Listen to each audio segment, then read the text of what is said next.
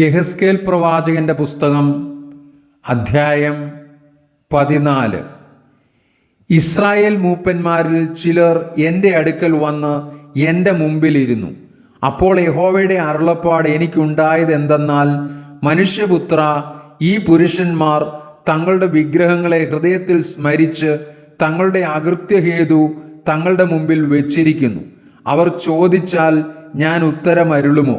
അതുകൊണ്ട് നീ അവരോട് പറയേണ്ടത്, യഹോവയായ കർത്താവ് ഇപ്രകാരം അരുളിച്ചെയ്യുന്നു: ഇസ്രായേൽ ഗൃഹത്തിൽ തൻ്റെ വിഗ്രഹങ്ങളെ ഹൃദയത്തിൽ സ്മരിച്ചും തൻ്റെ അകൃത്യഹേതു തൻ്റെ മുമ്പിൽ വെച്ചും കൊണ്ട് പ്രവാചകന്റെ അടുക്കൽ വരുന്ന ഏവനോടും യഹോവയായ ഞാൻ തന്നെ ഇസ്രായേൽ ഗൃഹത്തെ അവരുടെ ഹൃദയത്തിൽ പിടിക്കേണ്ടതിന് അവൻ്റെ വിഗ്രഹങ്ങളുടെ ബാഹുല്യത്തിന് തക്കവണ്ണം ഉത്തരമരുളും. അവർ എല്ലാവരും തങ്ങളുടെ വിഗ്രഹങ്ങൾ നിമിത്തം എന്നെ വിട്ടകന്നിരിക്കുന്നുവല്ലോ.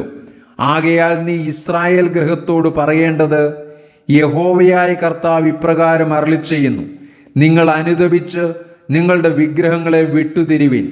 നിങ്ങളുടെ സകല മ്ലേച്ഛ ബിംബങ്ങളിൽ നിന്ന് നിങ്ങളുടെ മുഖം തിരിപ്പിൻ.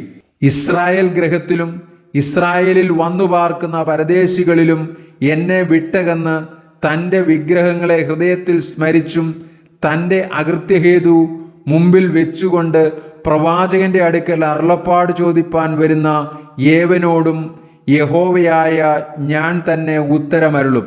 ഞാൻ ആ മനുഷ്യന്റെ നേരെ മുഖം തിരിച്ച് അവനെ ഒരടയാളവും പഴഞ്ചൊല്ലുമാക്കും.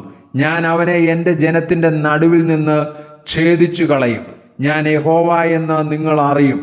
എന്നാൽ പ്രവാചകൻ വശീകരിക്കപ്പെട്ടിട്ട് ഒരു വാക്കു പ്രസ്താവിച്ചാൽ, യഹോവയായ ഞാൻ ആ പ്രവാചകനെ വശീകരിച്ചിരിക്കുന്നു.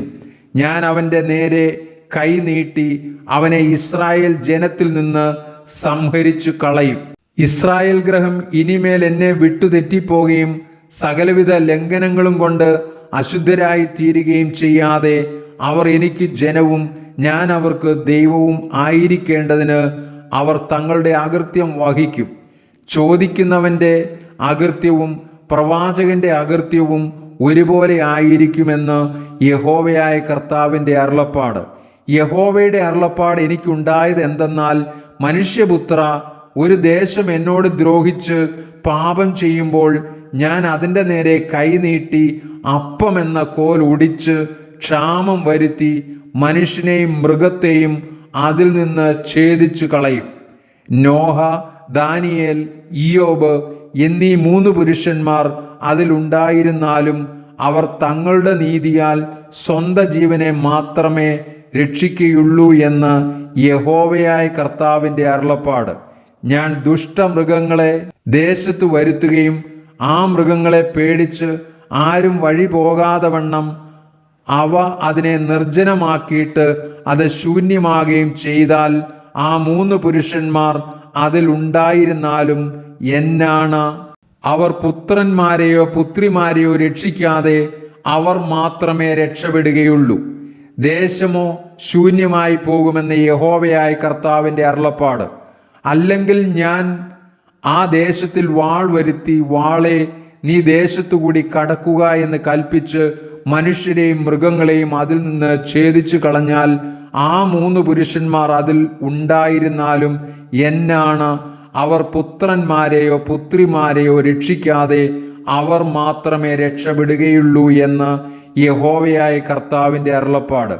അല്ലെങ്കിൽ ഞാൻ ആ ദേശത്ത് മഹാമാരി അയച്ച് അതിൽ നിന്ന് മനുഷ്യരെയും മൃഗങ്ങളെയും ഛേദിച്ചു കളവാൻ തക്കവണ്ണം എൻ്റെ ക്രോധം രക്തരൂപേണ അതിന്മേൽ പകർന്നാൽ, നോഹയും ദാനിയേലും ഇയ്യോബും അതിലുണ്ടായിരുന്നാലും എന്നാണ് അവർ പുത്രനെയോ പുത്രിയെയോ രക്ഷിക്കാതെ തങ്ങളുടെ നീതിയാൽ സ്വന്തം ജീവനെ മാത്രമേ രക്ഷിക്കുകയുള്ളൂ എന്ന് യഹോവയായ കർത്താവിൻ്റെ അരുളപ്പാട്. യഹോവയായ കർത്താവ് ഇപ്രകാരം അരുളിച്ചെയ്യുന്നു: ഞാൻ യെരൂശലേമിൽ നിന്ന് മനുഷ്യരെയും മൃഗങ്ങളെയും ഛേദിച്ചു കളയേണ്ടതിന് വാൾ, ക്ഷാമം, ദുഷ്ടമൃഗം, മഹാമാരി എന്നിങ്ങനെ അനർത്ഥകരമായ ന്യായവിധികൾ 4 കൂടെ അയച്ചാലോ? എന്നാൽ പുറപ്പെട്ട് പോരുവാനുള്ള പുത്രന്മാരും പുത്രിമാരുമായ ഒരു രക്ഷിതഗണം അതിൽ ശേഷിച്ചിരിക്കും. അവർ പുറപ്പെട്ട് നിങ്ങളുടെ അടുക്കൽ വരും. നിങ്ങൾ അവരുടെ നടപ്പും പ്രവൃത്തികളും കണ്ട് ഞാൻ യെരൂശലേമിനു വരുത്തിയ അനർത്ഥവും അതിനു വരുത്തിയ സകലവും ചൊല്ലി ആശ്വാസം പ്രാപിക്കും.